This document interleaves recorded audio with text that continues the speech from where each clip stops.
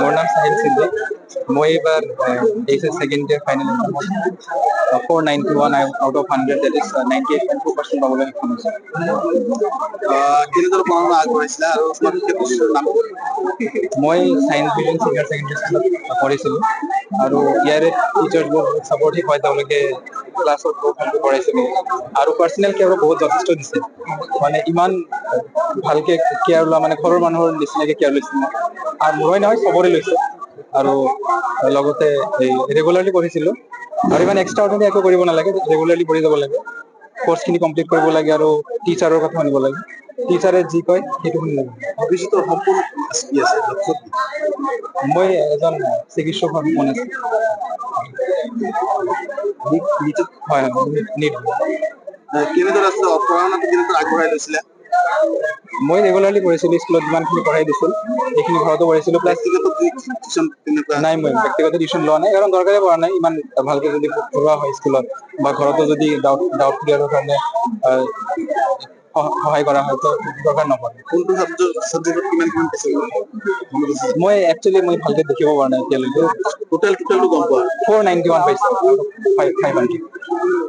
তোমাৰ জুনিয়ৰসকলক কি ক'বা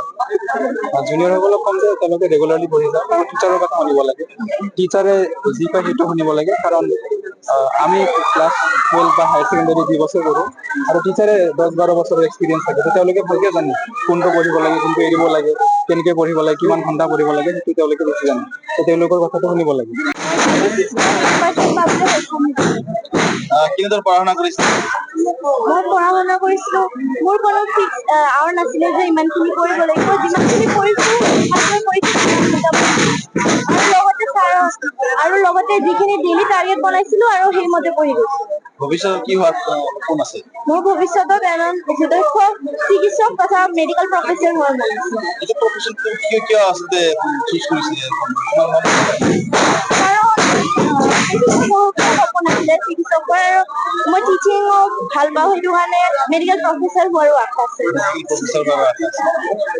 ঠিক আছে তোমাৰ শুভেচ্ছা থাকিলে আকৌ তোমাৰ নামটো আৰু পাৰ্চেন্টেজ কোনটো লিখি দিয়া মোৰ নাম নিশানা শৰ্মাতুলা মই 96.8%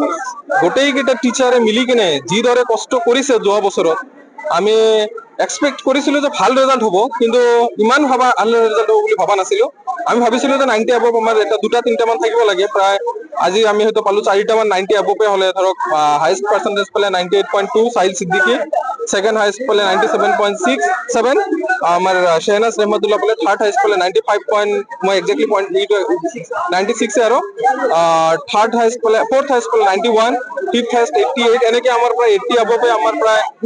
অলমোস্ট 32-35 এতিয়ালৈকে আমি ওলাই আছে আমাৰ কম্পিউটাৰ ইয়াৰ পৰা